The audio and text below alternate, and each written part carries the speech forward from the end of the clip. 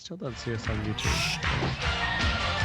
Never mind, I found it. You are now entering Maximum Driftcast, the only drifting podcast hosted by a Spanish soccer mom, a 30-year-old silver-haired fox going on 60, and finally, a 200-pound bowl of spaghetti with chimichanga arms. The champions, we are the champions. That's right, ladies and gentlemen, boys and girls. We are back on another episode of Maximum Driftcast, and this time we have all the beans for you to spill. What? Paco, can we just keep that? Paco. There's no bean spilling today, dude. When did you write that? Like right now, I wrote it on the fly. I did it live. I feel like you were thinking about that in the shower this morning, and you're laughing yourself to sleep, thinking like, "Oh man, we're a bean cast now." Yes. No, he's probably sitting there flicking the bean, Hey. thinking about beans, and first thing that comes out is bean cast. I know beans, so I know. You may have already seen when you see the split screen here. We're not alone. We have a gentleman here with a very special glass of liquid in front of him. Mm-hmm. Adam, could you kindly lift that cup up that you had? That's a custom beautiful It's cup. sick. That It's a chalice. great idea, right? It's like I'm 12 and it's seen a screen for my first time. Oh, it looks real good. We're joined by Adam Lasagna. Welcome, my friend. What's up? And Adam, we're just reading your Twitter. I'm kidding. Sick. Definitely start with that. All right, so let's read some tweets from last year real quick. Great way to This start is- a Drift podcast. This is not. That's what the people want, man. That's such a treacherous thing. Yeah, come on, man. Don't do me like that. Don't get me All right, started where on do you- this, Sean. Where do you want to start, man? If you just blow my idea out, that's fine. Whatever, man. You guys told me you're like, yeah, we're gonna start talking about Long Beach, and then we'll Yeah. start for you. Whoa. Well, that plan went to shit real fast. It What sure the hell did. happened? What happened? So, Adam, we've What's up? had you on the show before. It's very exciting. When we had you on the show in the past, we talked about many things regarding the future of you and our favorite motorsport, and we're going to get tonight. But I figured that because we haven't done a show since Formula Drift Long Beach, I was super duper sick. We're all dealing with stuff, but we are here. Long Beach happened. You watched some of it. I figured let's talk a little bit about that before we get hard into the LZ Live. So, Sounds what did you good. think? What did you think? Did you watch the event? Was it a good one for you? You already know the answer to that question. We already went over this. Yeah, you said you enjoyed it. You said you saw some videos that you liked. No, I was at a drift event, so we watched. It was a learner's day, and we had a TV. My friend Matt had a TV set up on grid, so like while we were running grid and like hopping in people's cars, we like watch runs in between. But I only caught most of qualifying, unfortunately. I like how I've literally done everything you have asked us not to do within Yeah, the what- first 2 what's minutes next? of the podcast. I can't help it. I don't know what I'm doing with my life. No, I just wanted to bring up the fact that Long Beach, Formula Drift Long Beach this year, was pretty interesting and special. We're not going to go battle by battle, but I think that one thing that I think that Corey and Paco would agree is we stood up in the stand and we watched and we did our halftime show and all that. The games have changed a little bit for Pro 1, and people are driving at an increased intensity like we have never seen, and there is increased reliability, and the James Dean effect has fully come to fruition. And we mentioned it in the show just prior, the party show where we had 3 champions, I think like 12 drivers total, and everyone kind of talked about the contrasting of the James Dean effect versus the Daigo effect. The Daigo effect being when Daigo Saito came into the sport with the 1200 horsepower 2JZ and kicked everyone's ass, and then that forced everyone to add a couple hundred horsepower to their cars, and it made everyone's cars worse and less reliable. And then now we have the James Dean effect, where cars are suddenly getting dialed and reliable because James Dean showed up dialed and reliable with a very simple, repeatable setup, one that's not so different from our friend Adam here. But that was what we saw happen in Long Beach, and we saw incredible driving skill by some very reliable drivers. Odie won with the most reliable unchanged car maybe over the years as almost anyone has ever had.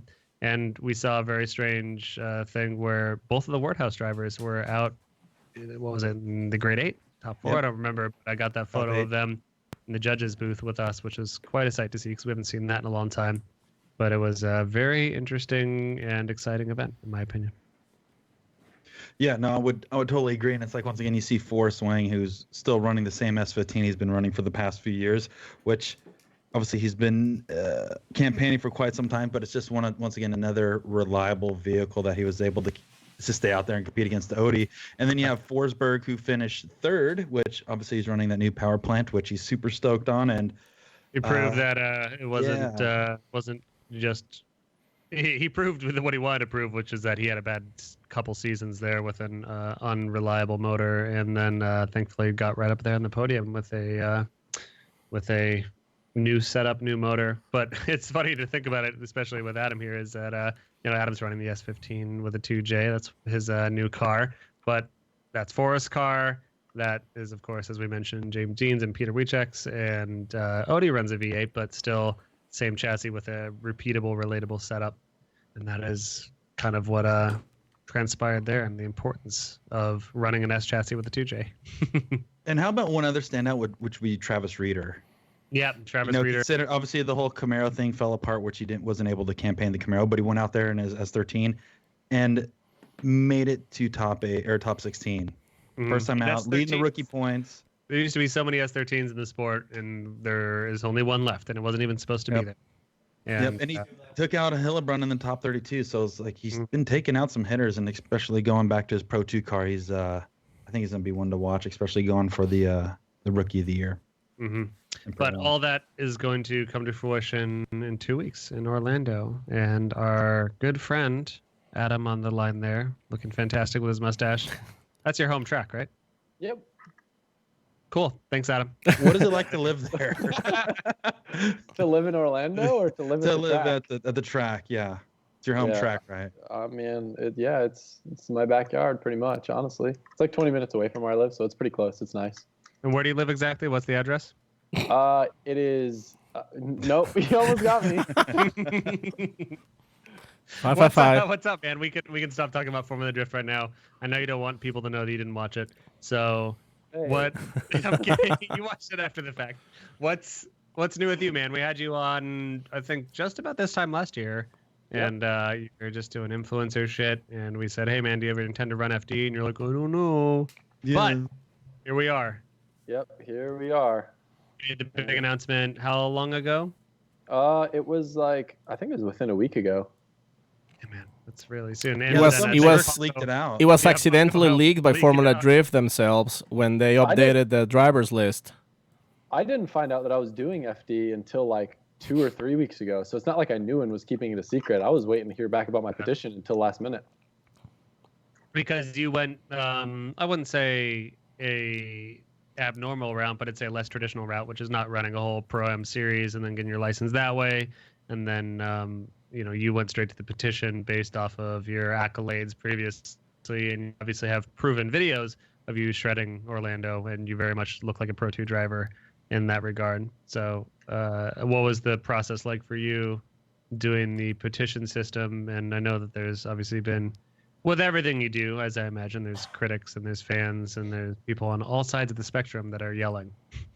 So I honestly didn't think that I would necessarily get the petition approved. It was kind of one of those things where once I had the car and everything and I started driving Orlando, I felt pretty comfortable, and I kind of did it as if it works, it works. If not, it doesn't. It's not like that was my goal the entire time of like driving the S15. And I kind of viewed it like, hey, if I can drive Pro 2 this year, it's just a head start to get comfortable before 2020, which is when I originally planned on hopefully doing Pro 2. Because I thought that this year would just be like getting comfortable in the car, doing like grid life, hyperfast, stuff like that. We just thought, what the hell, let's go for it anyways. And Yeah, I was like, just see what happens. Like, see if I get approved, and then from there decide if I want to do it or not. And as I waited, I just kept practicing because I didn't know if they were going to approve me or not. Then I got more and more comfortable to where I'm like, okay, I actually kind of want to do this. Yeah. And just out of curiosity, has this kind of always been the direction you wanted to go with drifting, or did you want to just kind of keep drifting as like, I'm just doing it because it's fun, or is this like kind of your overall plan? I think being like a BMX rider and kind of coming from that kind of subculture, I'm always anti whatever's mainstream. So I definitely would say that that was not my goal with drifting. If anything, like looking at FD, I was kind of like, that's not as cool as like these Japan series and all this stuff. But I think doing so much grassroots stuff and going so many places, I definitely was looking for a little bit more of like an organized challenge, in the sense that Pro 2 kind of pushes me to go outside of my comfort zone, outside of what I know, and kind of learn like a new world. So that part of it was kind of enticing to me. That's a similar story actually to Forrest, because Forrest is obviously obviously Forrest ran FD a long time ago, but he went through this phase of, traveling across the United States, doing all these other big fun events, but then he just got the itch again of, I want to run with the best in the world and see what I am. More of a personal competition, not Absolutely. so much more of, I just want to go out there and run Formula Drift. It's like, hey, I've been able to drive all over the United States, all over the world, and I want to put everything I learned to the test against the best. And I just didn't know if it was like more of a personal challenge or just to go out there and compete. Definitely more of a personal challenge than anything. Like I kind of feel like with what I'm able to do in life, thanks to YouTube, and kind of I can go wherever I want and do whatever I want, that I wanted something to kind of force me into almost a routine, to force me to step outside my comfort zone and really give myself more of a personal challenge to see what I can do if I really like put my mind to something. What made you get into the mindset of, you said you're kind of the anti-mainstream stuff, but what was that mindset of kind of being that in the drifting world? It's like, I just don't want to do anything big. Why was that? Because there's obviously a big separation between, like, as you know, the culture and community and drifting. It's like the diehard grassroots, the diehard pro guys. Why do you think that void exists? I don't know. I think some people like to be different, and not liking FD to some people would make them cool because FD is the mainstream thing. For me, I just I'm not a fan necessarily of big organizations and corporations where everything gets kind of. I feel like sometimes it can lose its touch. But I think once I started getting to know a lot of the drivers that drive an FD, it kind of changed my opinion.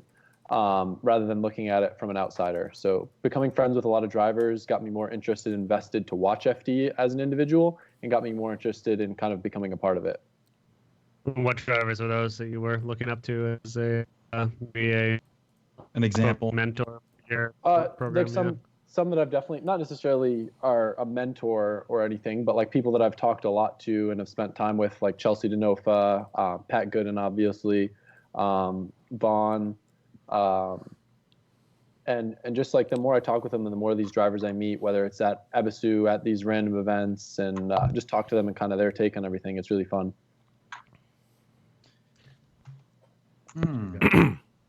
Hawk, are you there? Yeah. I know you got 1,000 questions. Oh, well, that's actually crazy tons of questions going on. Super Chat is already popping, which for those who don't know, if you're watching on YouTube, we have a Super Chat where you can donate a couple bucks, and there will be a highlighted question that we will ask when the moment comes is right. And speaking of, like, a Super Chat question from Long Call is actually asking two-part question. One, how do you deal with the negativity of people saying you didn't deserve a Pro 2 license? And two, will you drive Lone Star Drift after Formula Drift Texas? Dealing with negativity is something that I've kind of always done since I started YouTube back in like 2008. So I feel like I've developed pretty tough skin in regards to negativity. But I think in the end of the day, like I have the support of the people that I care about, the people that I look up to, and the people in the industry that really understand kind of the inner workings. And that is enough for me to just kind of ignore and not care about the negative stuff that comes from mostly people that aren't educated on how things work or don't know me as like an individual. And the Lone Star event, I don't know because I don't know my schedule off the top of my head. But I will be there for the Noriyaru, like when Alexi comes into town, I think mid-May, driving that event. So Very nice. Cool. What's your biggest fear going into FD? Mechanical failure of the car. Mm-hmm. And I haven't had much stand-up practice in that car. So I am scared that someone may crash in front of me and take my car out because I'm not experienced enough to avoid that. So those are two of my biggest fears in regards to driving FD for sure. You've done tandem practice many times in many other places in other cars. Just Oh not yeah, that car. absolutely. Correct. Yeah. No. I mean, and it all translates. Like all my other cars are very gripped up, but it's totally different driving with people that I've never driven with that I don't know how they drive as compared to driving with people who I'm able to watch and understand a bit Yeah. more. One of the many good reasons not to do Pro-Am in your car and to go to Pro 2 is the level of driver will be a little bit higher, of course, and there's less of a concern for someone just completely T-boning you into a wall or them spinning at a unlikely spot and forcing you to T-bone them and so on. It's Are you- inevitable. Yeah, I mean, you're gonna get in a wreck. It's gonna happen sooner or later. Just hopefully it is a less frame bending one like we saw Turk get into, or many of the other casualties of Long Beach. Yep. Well, the other thing I want to touch on too is since we kind of Paco brought up the idea of the negative comments and things like that, but it's like, you know, to shut up the naysayers for the most part, you probably drive more often than most people in Formula Drift currently. Oh The yeah, amount I of- drive an absurd amount. Like it's not even funny. How often do you say you drive a week to a month? Like how much track time do you usually get about in that time? I mean, there'll be like, it's weird if I don't drive for a week. Like I feel like something's off. Usually I would say on average 1.5 times a week. And by that I mean, there'll be a week where I'll drive twice and there'll be like a week that I'll drive once and then maybe a week that I'll drive twice. So like maybe 6 times a month. Yeah. And that's Damn. obviously at your home track OSW, but then what did you win? Did you win Super D or what event did you go out and what was that? Super D, I think, was probably the coolest win of mine because I like rented this kid's car that had like this KET street car in the parking lot and won against a bunch of like legit drivers that I looked up to. So Absolutely. for me, that was really big, and I know a lot of people that talked a lot of shit about me before that kind of shut them up. So for me, like that, the biggest thing of that win was just kind of I feel like I earned a lot of people's respect. So that was really cool. Yeah, because when I saw that, I was like, okay, he's doing it. Like that was my moment when I figured, like, okay, LZ's gonna go for it because it does take a moment like that to give that confidence, but also it has to be a good feeling. It's like, dude, it's so refreshing to finally show these guys that I'm obviously capable at this, and I've been training for this and driving more than most FD guys just because you have that track in your backyard. It's like these are things that people don't always see. Obviously, you vlog as often as possible, but it's also the things behind the scenes they don't see that is just important as what they see on camera. And I really hope that kind of shuts them up quite a bit. And if they don't, then they just don't even deserve to watch, to be honest with you, because it's the negative stuff is lame. It's super lame. And if people want to just keep saying that, then obviously we can settle it on track or whatever. But you've definitely earned it, man. And obviously watching your driving progress over the past few years and watching you drive with all the other dudes out at OSW with Taylor and all those guys, and you have your like little Z community, which is actually very fun to watch too. It's like these people need to see that, and I'm sure they do see it. Or at half the times, people may not watch the videos, but just want to say something just to say something. But yeah, dude, I think you're gonna do big things, and we're super stoked for you, obviously. I appreciate that. I think regardless of if I do really well, I think there's gonna be a lot of shit talkers, and I think if I do really badly, there's gonna be a lot of shit talkers. So I think with that being said, my goal is to do really well. Yeah. Yeah, Oh, you well, might as well. If they're well, gonna talk shit anyways, Yeah. Yeah. I they think, might as well talk shit on you doing well. and I think in regards with shit talkers, obviously when we shared the news, because everybody was going crazy about it, and there was an avalanche of comments and people hating and this and that, and it seems like a lot of people just had no idea that people can actually petition to get a license. And I think this is one of the reasons why a lot of people is hating, because they don't know that there is a completely legit way of getting a license, which a lot of drivers that are, they're in the series, they've been doing the series for so long, that's the way they got their license. But for whatever reason, like a lot of people just saying like, oh, Adam just bought his license because he's got money, because he's an anyone can influencer. petition. Paco Yeah, could petition. yeah. I petitioned twice already and got denied like right away. Well, the Corvette wasn't done yet. Yeah, no, I petitioned in the Aztec. So, Yeah, I think because it's me, and I kind of knew this, and that's something that I anticipated. I think I even talked to you guys about this. I think just because it's me, it's way more in people's faces that I petitioned and got in, because they can see everything that I've done with drifting. Where, like you said, there are a lot of drivers that have petitioned in, but they're kind of more under the radar, so it isn't as in your face. Yeah. Yeah. But I mean, let's just I just want to address real quick for those who are watching who have no idea. Anybody who puts on a petition to join Formula Drift to get a license, they need to have a certain accolades, certain achievements in life. Like it's not like just because you have money or just because you're famous. So like in this I'm case, curious if it has much to do with that, though. I mean, it could just be proven skill and proven car. Like it's like if you've got a clean car that's a Pro 2 level car, and you have videos of you shredding at a Pro 2 level. I bet that's it. It's Yeah. not like you have to have a successful YouTube series to make it. And I think, and we're No. going to talk to Ryan and Jim coming up here pretty soon for our State of the Drift Union, and we'll ask them about it too. But I think Yeah. it has all to do with that. And of course, there's an aspect that's like, yeah, it's an aspect that's cool to have Adam in the series because it's definitely brings new fans potentially or new haters depending on which side you're looking at, but I think it has much more to do with a capable car and proven driving. and the petition.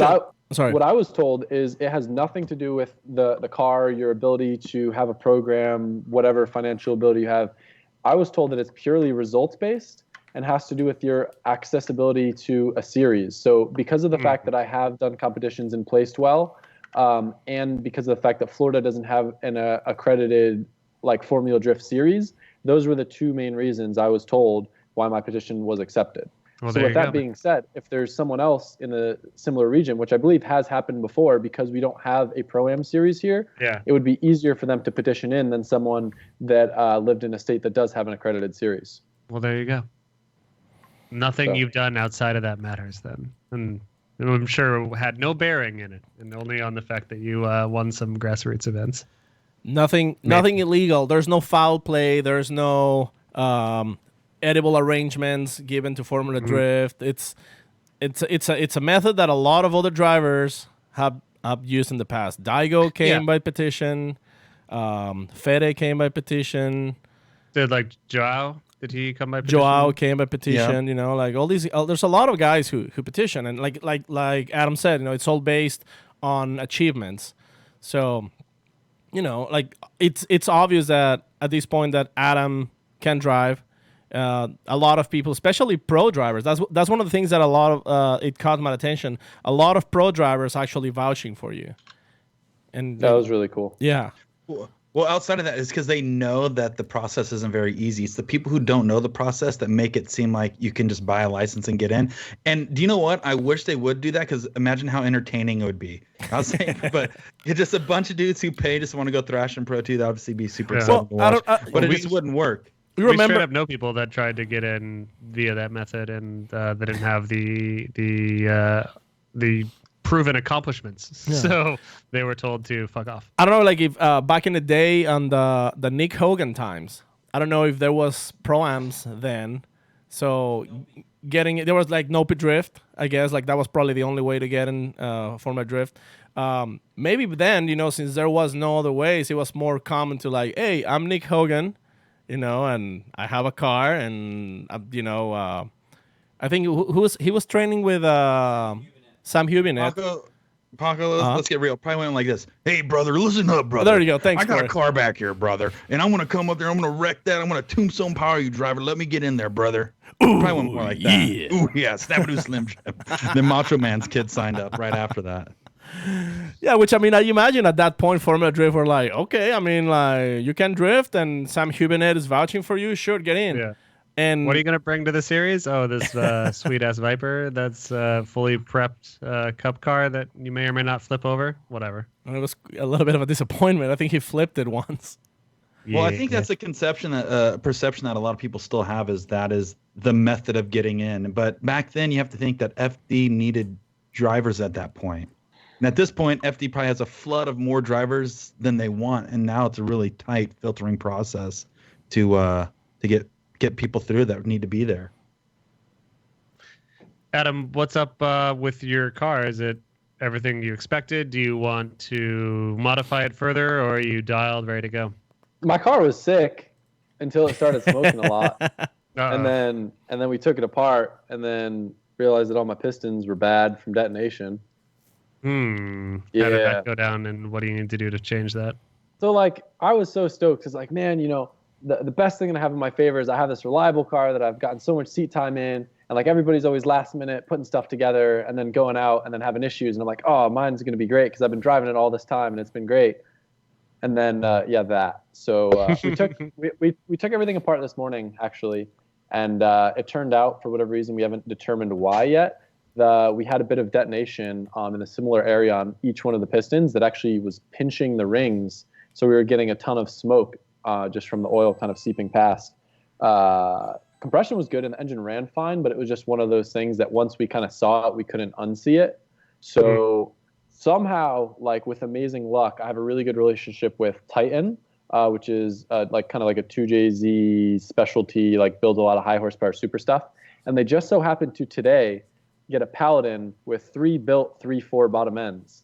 So in the same day that we found out my bottom end was bad, we were able to drive over there and pick up a brand new assembled short block. Perfect. So tomorrow I should have everything back together, hopefully get it retuned by the end of the week, and then fingers crossed be okay. So, and what have you done to make sure that issue doesn't reoccur? Or was it? Do you think it was just a block build situation? I don't know. I think it's possible. I was told that the pistons could have been defective. I think there's also a possibility that I was negligent in cleaning my injectors at one point, and they could have been deprived of fuel and running a little lean. I don't know which it was. There's a lot of explanations for it, but I'm definitely we're doing a lot more sensors now. So with ECU Master, we're throwing in some EGT sensors, and we're putting one in each runner just to be able to monitor a little bit better. I didn't have a NOx sensor on the engine, so like, yeah. Corey's Well, laughing. that's cool. Corey might be one of the only people that has very basic 2J knowledge as well in the sport. Very little. Yeah. Very Corey, I wasn't aware that we didn't have a NOx sensor, but we're getting one. So Corey, what have you learned as a novice 2J S chassis owner? If they're built correctly the first time and you have all the right sensors, they'll run forever. That's one. yeah. Outside of that, I like the simplicity of them, to be honest with you. You know, having the intake on one side, the ignition down the center, and the exhaust on one side. That was the one thing that I didn't like about the turboed V8 setup, the twin turboed V8 setup, is there was a lot of runners, there was a lot of heat. Everything is very complicated to get to. I think the simplicity of the 2J is why everybody's kind of going back to that route. And if you look at going back to Formula Drift, it's like you look at the top 8 dudes and only 1, 2, 3 people had V8s out of, going in top 8. So majority of them were a turbo-based 4 or 6 cylinder. Yeah. I don't know, man. I think it's a super fun engine to drive, much different than the V8. But I think you could look at like a lot of the other guys competing in Pro 2. Like I used Ola Jaeger for an example. The dude has a stock bottom end with injectors, an ECU, a turbo manifold, and a turbo. And the dude's making 750 horsepower and he won Road Atlanta last year. Yeah. Well, It's like, it's just like, what other engine can you do that to? It's like the dudes that are mad at the new Supra for not having a 2J, but it's like, of course it's not going to have a 2J. But at the same time, like, maybe it should have a 2J because that engine is a monster, So, Adam, with yours, we were talking about for the shows, you were making like 900 horsepower before, like a maniac. Yeah, so actually, we didn't even realize this, but I was missing a port on my wastegate. So we were basically running the turbo at its max for probably like 10 sessions, and everything held up, so it was tight. That's how I blew up my SR motor. Was the wastegate was running at max, and I had one corner before the SR blew up. So it goes to show you how well a 2J can handle too much boost. I mean, that engine though, with kind of how we spec'd out and everything, it should have handled probably like 1,300 to 1,400 horsepower. So running at 950 at like 32 psi shouldn't have done anything. Yeah. But I don't know. I mean, I'm impressed that turbo didn't fail being pushed that hard. But that motor, it's not totally surprising from the sounds of it that it took a dump. Why? I mean, you just said that you ran it at max boost for 10 runs. Yeah, but that's only like 32 psi. And I'm talking 10 events, not only- just 10 runs. 10 events? Yeah. That's a lot more than 10 runs, Adam. Yeah, but that's okay. Like 950 wheel isn't that much. Like, yeah, it was creating a lot of heat, but it's not like we had so much back pressure that like the exhaust manifold was glowing. Like I don't think that's why it blew up. All right. Well, I mean, it could have weakened tolerances maybe, but what do I know? Yeah, I don't know. I mean, it was a tiny turbo. It's a 3584, so it's not like I was running some giant turbo. Okay. Well, that's different. Exactly what I'm running. Yeah. Same thing, Gen 2. Yep, it's good turbo. Solid turbo. What's your spare parts plan for Pro 2? Do you have like you're gonna have another short block? Do you got all the suspension components? I mean, So- bigger picture stuff. Two of but everything? What preparations are you making? Yeah, I got a spare Samsonus. I got a spare quick change, spare Wisefab arms already adjusted to length, spare lines for everything in the car already cut, ready to go. I didn't have a spare short block, but now on top of getting the assembled short block, I got another stock block that I'm gonna take to the machine shop so I can get my old rods, my old crank, and new pistons in. So I do have a spare short block. Hopefully it won't come to that, but that's my biggest thing is if I do badly this year, I want it to be because of my driving, not because of a mechanical failure. Yeah, no, that makes sense. What's tell us about your team? Who's helping you campaign this car? So I've got it's kind of cool. A lot of my friends and people that I'm close with. I don't know if you guys know Andy Seehausen. He's worked with Werthouse and my friend David Mesker, but he's going to be my crew chief. My good friend Alberto, who's basically my personal mechanic, who I've worked with a ton and knows the car inside and out. My friend Tommy, who's going to be my spotter, who's worked a lot with Pat Gooden. I've got my other friend Trevor. He's another YouTube guy, Motion Auto TV, who's super, super smart and good in kind of sticky situations. That's going to be helping kind of in the pits. Another friend of mine, Matt, who's going to be just in the pits helping with stuff. I've got our friend Jesse, who's going to be on photos. Our friend Tommy, who's going to be on video. Am I forgetting anybody? Hope I'm not. Yeah, I think that's it. You got a solid squad, dude. Yeah. You're coming Yeah. fully. Solid setup. I'm happy Yeah. to hear you're coming fully armed and taking it very seriously, of course, because you don't want to look like an asshole. I don't want to take it seriously because I don't want people to be like, oh, look how seriously he's taking it. But at the same time, like I know there's going to be a lot of eyes on us, and I don't want to make a fool of myself being underprepared. So Definitely. I mean, that seems to be the tightrope you walk every day, man. You can't take it all too seriously because then you're a tryhard, and if you don't show up prepared, then it's a whole thing on its own. I think one of the very interesting things that I saw a lot of people talking about especially online, the whole all brown livery, no sponsor stickers. Is it maroon or is that brown? it's definitely not brown. Yeah. It's definitely not brown. Paco, are you colorblind, bro? I thought I wanted to say bronze. Oh, brown. Okay, bronze is better, not brown. My bad. Between brown and bronze, there's like an inch. Yeah. So What color would you call the car? What is the actual color of it? I think it's like bronze. black cherry or Oh, something weird, some black raspberry crap. Black I don't cherry? know. Is Is that it the black name of the car cherry, as maybe? well? Nah, it doesn't have a name. what? That's also the name of Paco's favorite lube. Black cherry. Can we start like an online competition to name your car? Mine? Yeah, because Corey just got a new car last week, and I already named it Bob. All right. I named her Bob. Yep. Bro, you got a new 7 Series? 5. Me? Oh. 5 Series. Yeah. Yeah. That's- Yeah, Adam, we already know all the new cars you get. You fucking post about it every time you get one. It's fine. This is a big deal for Corey. Can you just let him have this? Shut up. Just taking it away, man. I was going to ask you a question. What are you doing for transport? Do you got your own rig and trailer? Yeah, but that's kind of on the DL because that's kind of gonna. Yeah. Uh-oh. Yeah. Yeah. Yeah. Is Yeah, it with change the someone? topic. Hold on. What type of road are we going down with this? Transportation is on the DL. I'm just saying, like I might show up in a plane. Who knows? Is it with someone that is a pro driver that we already know? No, it's my own stuff. Why is it on the DL then? Just because I gotta keep some excitement for my YouTube channel. That's how. All right, that's fine. Yeah, but it's tight. I'm stoked. Is it So gonna going- be? I can't wait to just like open up YouTube one morning. And it's like I'm transporting to FD in one of those weird ass like Navy Coast Guard Chinook helicopters that pulls a car in via the air. You never know, man. You Yeah. never know. So, anyways, I interrupt Paco. He was saying that you're the color. It's not brown. It's this bronze. But you're running limited decals. Yeah. That's So very unique. Yeah, a lot of people's calling it the best flex on Formula Drift, even though there's been a lot of other previous drivers who have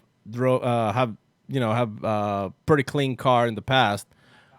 Matt Powers, like that was that green, Yeah, he did the green car. the green S14, and there was a Didn't Justin Pollock have a green RX-7 as well, or that was just his street car? Yeah, but that's back in like 2000. Yeah, which is very uncommon 2008. now for sure. So here's kind of the logic behind it. One, I do have sponsor logos on the car. They're a little bit more subtle, and that's kind of something that I ran by the sponsors, and they're cool with because of the fact that most of their value that they get out of me isn't by having a sticker and a logo on the car. It's by what I do with my content and how I integrate them in that. Because there's much more value on that than just like a random picture or video clip of my car moving at 60 miles an hour. But with that being said, I think kind of the whole entire idea behind that S15 at first was to build an FD level car that looked like a street car. So I kind of wanted to continue with that theme and just kind of stand out by not standing out, if that makes sense. Additionally, too, like I said, I just found out that I was running FD like 2 weeks ago. So there wasn't really time for me to properly do a gnarly livery and acquire all these sponsors and stuff. So the companies that I'm working with are just companies that I've worked with extensively throughout my past and on my other builds and stuff. So BC Racing, right across the street from us, Suspension, I'm working with, as well as Turbo by Garrett, or Garrett Advancing Motion, I should say, ECU Master, Achilles, and I hope I'm not forgetting anyone. And Juku. Oh, and Juku, obviously, Juku, who built the car. So, yeah. Is Njuku? I mean, I think from what I've seen, it seems they have like the biggest sticker. Is it considered like a title sponsor or just like the biggest of the sponsors, or are you like literally like LCMFGs like the title sponsor or something like that? So it's kind of I don't know what you would necessarily say. Njuku did build the car, so I feel like out of everyone who's contributed toward that build, Njuku deserves the most space. So you could say they're the title sponsor, but at the same time, like I've racked up probably 3 times the amount they've spent on my personal budget. So in essence, you could say that my company is the title sponsor. Yeah. But at the same time, I don't want to put a giant logo of my own on the car. I'd rather just have the car like with a big Njuku logo. I think it looks cool. And the other sponsors that I work with, and I don't know. I've seen a lot of people asking online, but asking, are you gonna have T-shirts for sale at your Nope. at your booth? Yeah. There you go. For audio only, he smiled, and he also still has a mustache. If can't see his mustache, it's still present. I'll see if I can find a photo of our shirt. I was gonna suggest a sponsor. There's a sponsor that usually sponsors YouTubers. It's called Dollar Shaped Club. Oh, I did a video with them forever ago. There you go. How they? Yeah. Obviously, it didn't stick. Well, the problem is I don't shave anymore, so I can't keep working with them. He waxes. Yeah. No, actually, I get my mustache threaded. Ooh, neat. Yeah. Let's catch up. Let's catch up on a few super chats. Oh, hold on. That's our merch shirt. It looks pretty cool, right? Nice. It's pretty dope. That's the back. That looks brown, bro. No, it's not. No, I that's promise. black cherry, Paco. No, I'm just messing Buck with you. cherry. It's a buck Buck cherry. cherry? Yeah. Yeah, buck cherry. That's the color of it. Speaking of buck cherry, I got a super chat. I'm going up the list a little bit here from Foxy Pappy. He says, for Adam, can you bust it down like Tatiana? No. Nope. All right. Thank you. Nope. That's a no. Sorry about All that, right. Foxy. How much did he spend?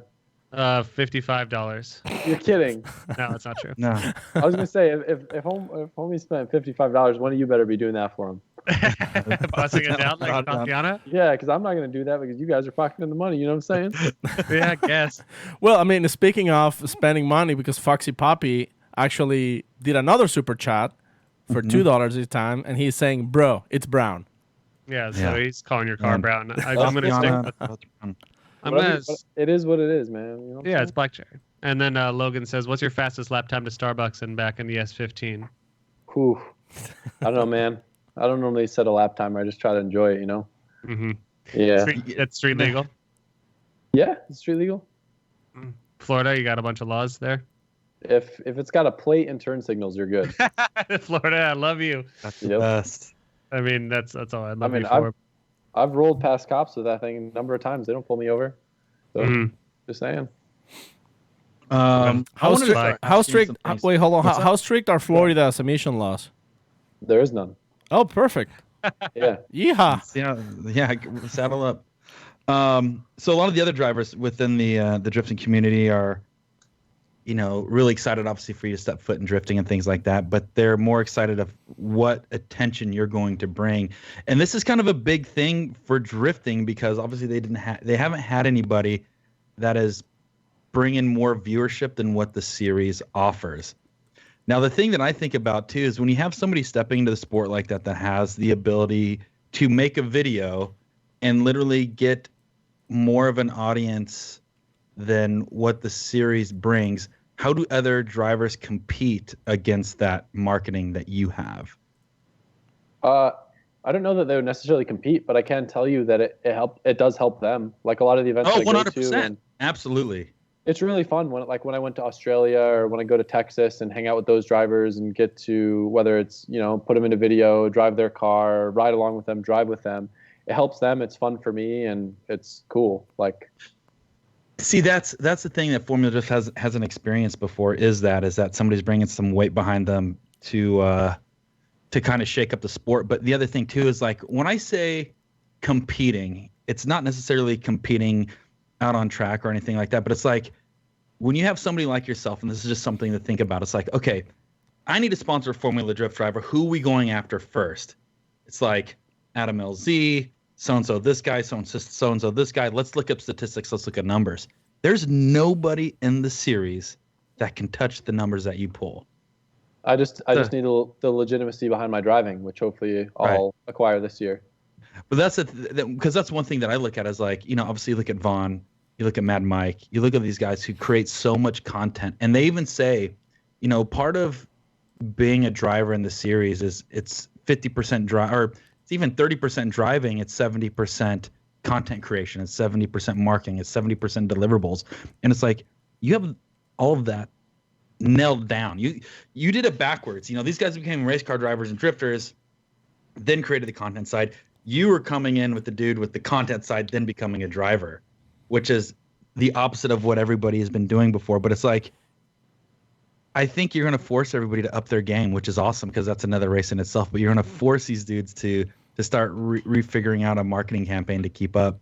I don't know if there's any legitimacy behind it, but I've legit been told that they've had drivers meeting at FD where FD has sat them down, showed them my videos, and told them that they need to do this. Like, yeah. I've been told by a few people that. I don't know if it actually happened or not, but that's pretty crazy.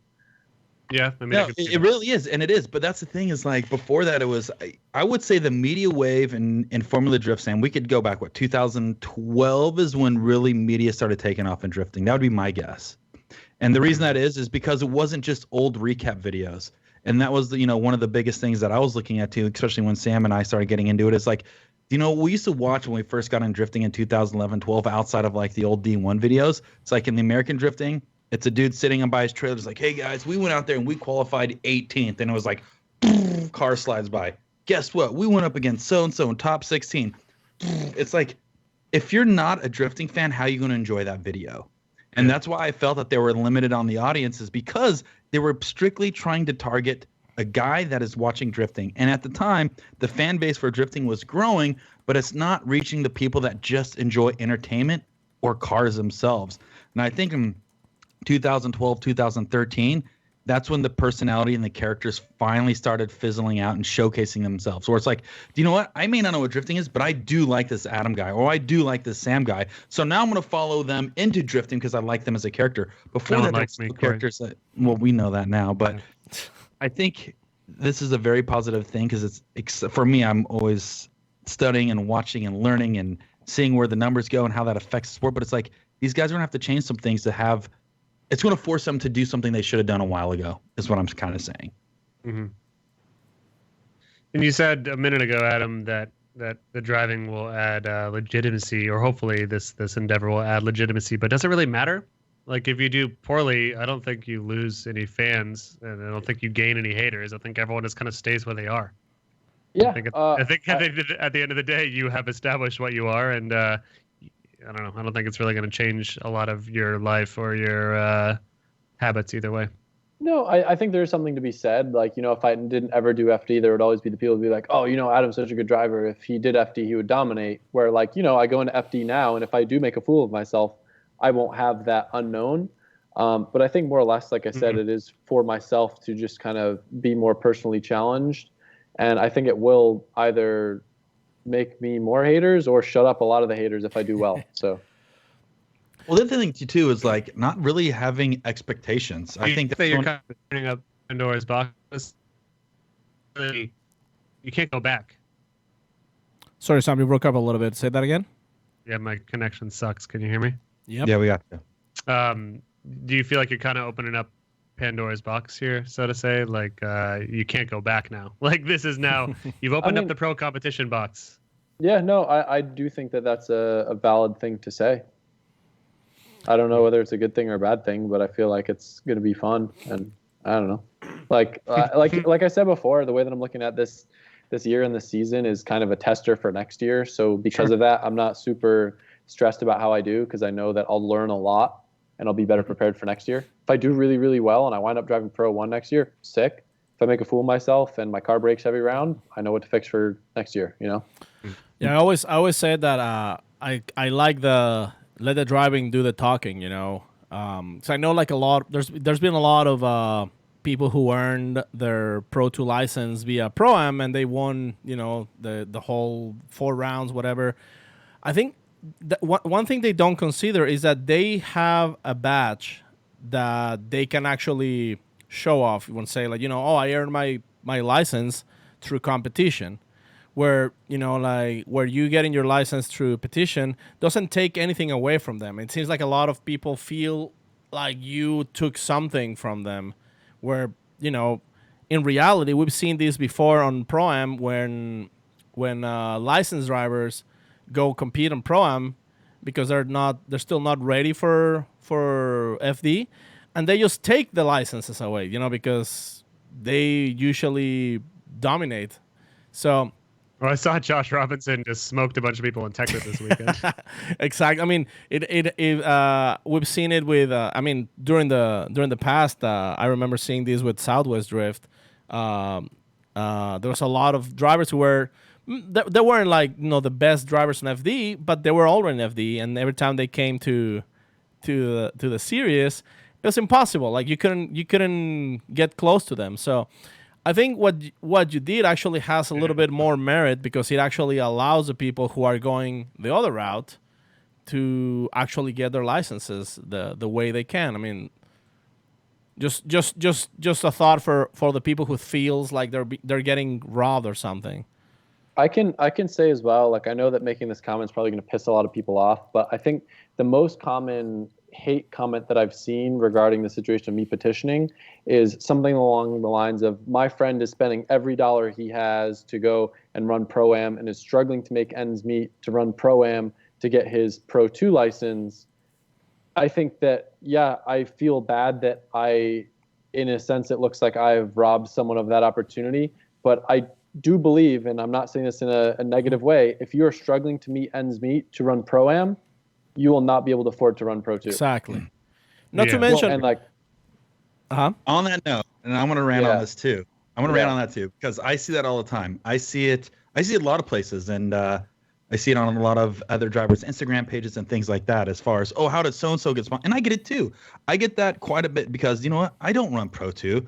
I'm a dude that thoroughly enjoys drifting, and I was able to create something small that allows me to go drifting on my own. Right. Before this, guess what? I was that dude who had nothing. I was that dude who didn't have a car. I was the dude knocking on doors asking for opportunity. And it's like I was able to make something and be able to drift at the level I wanted to drift since 2011. And it's like these guys that are saying, do you know what? My friend's trying to make ends meet, then he needs to work harder. He needs to try something else. He needs to do something. It's like, how innovative and how creative do you have to be to go out there and find that next person or find that next opportunity? Because if you're just sitting there playing the sympathy card, then you're not doing enough. You just need to go out there and go do something. And people say that all the time. And it's like, do you know what? We could look at the Forsbergs, the Vaughns, the Tony Angelos, the Ryan Turks. These were all dudes who decided to waste all their money to buy a 240SX. And Sam, you could probably vouch on this. Forsberg telling stories. He was sleeping in the garage at this one shop so he lived in some dude's garage for 2 years, 3 years to become a pro drifter. And it's Chasing the dream. if you're not doing that, then you got to get to the point where you have to sacrifice a little bit. So if you feel like you're struggling and you feel like you're trying to do everything, there's still more that you can do. You just have to dig deeper than what you think you can dig. And that's when you'll learn more about yourself. That's when you'll learn that opportunity is not always handed out, it's earned. And it's like, Adam, for you, for example, once again, I'm just going to just say this. It's like you had to dig through your whole path. You went this BMX route. You weren't born a pro BMX rider. Yeah. You had to fucking learn to ride every single day. You had to learn to do tricks every single day. And then guess what? Through that, you met people. And you kept riding and you kept riding. So it's like everybody starts at the bottom. Most people that are out there competing has started at the bottom. We all bust our ass to get there. Just step up and do what you can to get to that level if you want it bad enough. I think this is kind of like the inner Aaron Losey in me talking, but I think a lot of people kind of see the only logical path through drifting as doing Pro-Am, then to try to get into Pro 2, then trying to do Pro 1. And I feel like for some people, if Pro 2 isn't feasible, they would be better off spending their time and money having fun in Pro-Am and driving these grassroots events than trying to go into Pro 2 where they have to spend every dollar they possibly have to try to run 4 events a year and not be able to afford to have any fun with it, get burnt out, quit, and then move on. Dude. We recommended on the show all the time. It's like if you don't think that you can show up in the series and beat the best dude there and afford to do so, then don't do it, man. Have fun with drifting. Like we'd much rather everyone have fun with drifting than ruin their entire lives spending and remortgaging their house to try to make it to a bunch of events in a series they don't really care about. This is my other thing too that I want to point out is there's opportunity everywhere. You can make opportunity wherever you want. If you want to be a Pro-Am rock star, you can make opportunity out of that, and you can make something valuable where a company will say, do you know what? He's running Pro-Am, but he's the dog in Pro-Am. He's doing this video series. He's building this cool car. He's proactively involved with the community. There could be Pro-Am big dogs out there. Yeah. And one of my favorite stories is like you look at Hurt at Hoonigan. Hurt is the dude that just wants to have fun, builds a badass RX-7, linked up with a good company, and committed. Hurt moved from Florida out to California and sacrificed everything to build and grow with this brand. He's the rock star. You know what I mean? Like Hurt is a rock star and he hasn't turned a lap in Formula Drift. But he had this idea and this passion that he wanted to chase this. And by that sacrifice, he's able to be where he's at. But going back to opportunity is where you want it to be. I'm going to give you my Formula Drift Pro 2 secret to success in my personal belief. Pro 2, people say, you know what? I don't want to run Pro 2 because there's not much media coverage. I want to go up to Pro 1 just because that's where all the media is. You've literally said that. Me? No, I have not. I've never said that. I have personally never said that, Sam. Ever. I feel like you said you didn't want to run 2 and you want to run 1. No, absolutely not. Media. Absolutely. Why would I say that? I would never say that. Because this is like 3 or 4 years ago. No, maybe absolutely not. No, I would never say that because I've always looked at it this way. I've always looked at Pro 2 as an opportunity. The Pro 2 needs a Forsberg, it needs a Vaughn, it needs a Turek, it needs a champion. There needs to be somebody in Pro 2 that people want to chase after. Well, because yeah, but that was... Hold on, Paco, let me finish, Rand. What happens is people run Pro 1 and they win one season, they jump to Pro 1, right? So who's the dog that are people trying to chase after in Pro 2? There is none. So now you have a whole new pool of fish starting over. And if you can be that dog in Pro 2 that people want to keep chasing after, that is like, once again, you're chasing the champion. Right? Yeah, but why become a champion and leave that when you can still be that guy? But think about it, like those used to be, in my opinion, those used to be Dylan and Travis Reeder. And I mean, the natural progression of the sport dictates that they need to move on. Yeah, no one wants to stay in Pro 2. No one in Pro 2 is like, oh, I made it. This is my top. But listen, they stayed there until an opportunity presented itself. Oh, well, yeah, sure. Absolutely. But they're not in control of the opportunities. Like, obviously, they say, you know what, I'm going to sacrifice everything and get, no. They stayed there until an opportunity presented itself. That's how it should work. You shouldn't break the bank account because you finished in the top 8 in Pro 2. Oh, yeah, that 100%. You're right. Like you're not supposed to just move on. I mean, look what happened with Brody Goebel and Brandon Schmidt. We had them on the show not too long ago. They were ready to move on into Pro, and something happened, and they backed up. You know, like it's not like, oh, let's just spend all our money and all our savings going on pro. Let's just stay on Pro 2 for now because that opportunity is still not there.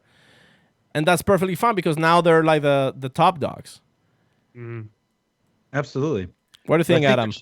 What's that? I was like, what do you think, Adam? What do I think? Yeah.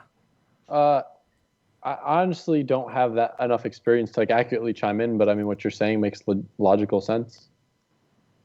No, and I think the more you get in there, it's obviously you have the ability to do anything in the drifting community and things like that. It's just for these guys that are saying that they want to accelerate the pace at which they're growing, right? It's like you have to go through growing phases and growing pains. Do you know what? Yeah. Do you know what? You want to go from grassroots to Pro 2? You have to be okay to say, I want to do grassroots for 3 years if I need to, right? And then you go to Pro 2, and it's like, do you know what? I'm okay spending 5 years. And even if I get it this year and I don't have the resources to move on, I'm okay to stay. But the idea that I was saying is that opportunity is it could be anywhere. It doesn't matter where you're at, as long as you make it that. And I think that's what people need to understand. That's my end rant. Sorry. Don't be sorry, Corey. No, it's just because I see where Adam's coming from, because it's like you want to have sympathy for somebody that's saying I'm doing everything I can, but it's like, guess what, bud? You're competing against people who don't sleep and live and breathe this, and they'll do whatever it takes to keep going. So you got to do the same thing. I think drifting's so fun, and I hate to see someone have their only mindset be something that they're going to get into, and it really isn't for them. So I'd hate to see someone that does struggle to make ends meet to do Pro-Am to figure out that Pro 2 is something that just burns them out and then they fall out of drifting, because I think that you can have just as much fun drifting at the grassroots level and doing fun events around the country as going the competitive route. So I just think it's really just people kind of opening their eyes and realizing kind of what's for them and what makes most sense for them. Because in the end of the day, it sucks like seeing someone go through that phase and then fall out of drifting because of it. And we've seen it a lot, even in just the past few years that this podcast has existed. There's been so many drivers that just come and go because of that. They get burnt real quickly, or spend too much money, or don't have enough success and just disappear right away.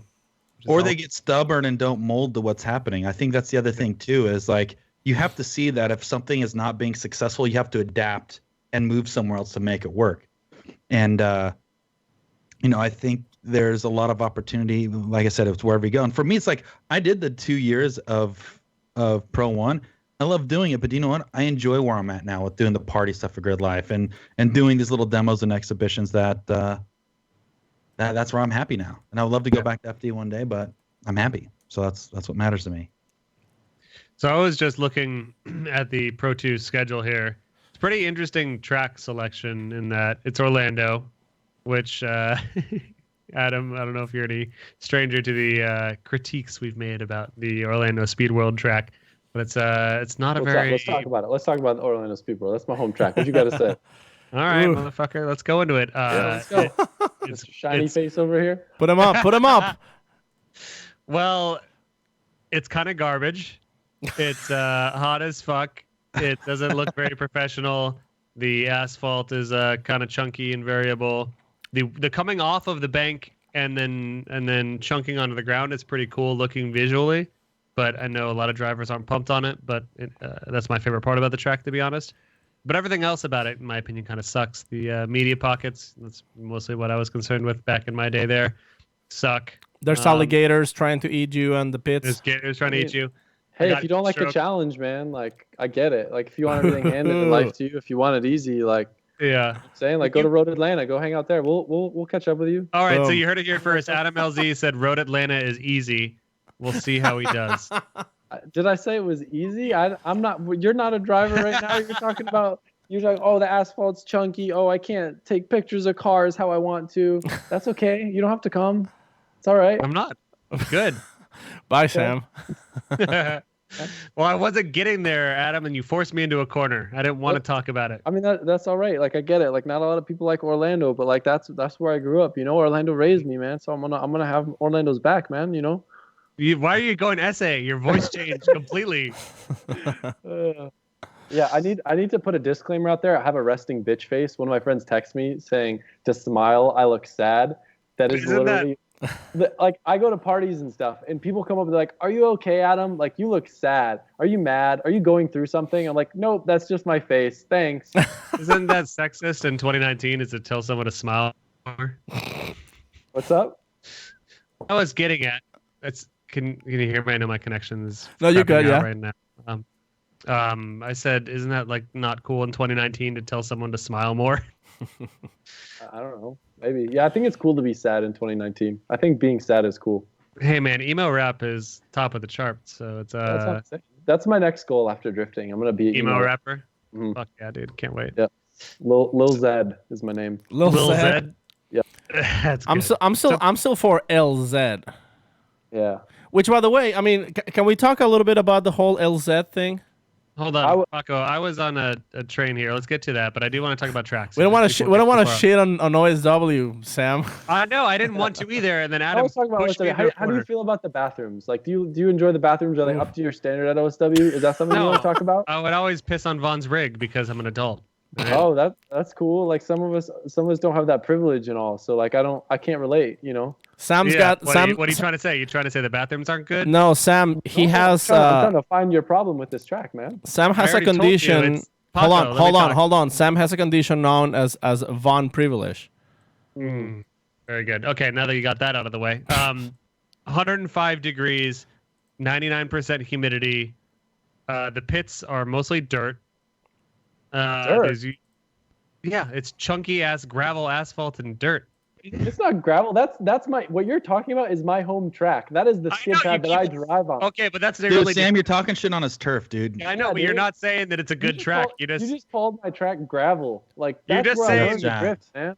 Like, okay, that's but I'm messed not up. debating. I never said that that's not where you learn to drift. Your argument is invalid because I just keep on pointing out insufficiencies, and you're like, "That's my home, dog." That's not an actual argument. I don't know, man. Like you saying it's dirt and gravel, but I know for a fact that it's pavement because they make sure to pave it every single year before all the FD rigs come in, and then the pavement's soft and all the rigs get stuck in it. All And then you gotta right. drift over all the big bumps because of Cool. people like you. I don't want to shit on Orlando anymore. You put me in the situation. What I was trying to get at before you forced me into this corner was that you guys have some really interesting tracks in Pro 2 this season. You start in Orlando. Orlando's Okay, but scary. But It's then you scary. go, it messes with suspension, hardcore. But then you go to Road Atlanta and St. Louis and Texas, which St. Louis and Texas are both infields and fast sweeping tracks. And Wall is also a very fast, or not Wall, excuse me. Road Atlanta is also a very fast track. So you guys have some of the fastest tracks. It's an interesting selection for FD Pro 2 this year because like Wall is a slower track in a bowl. Washington is a slower track, you know, kind of in a bowl-ish. Not as it's more flat, but it's still within a bowl.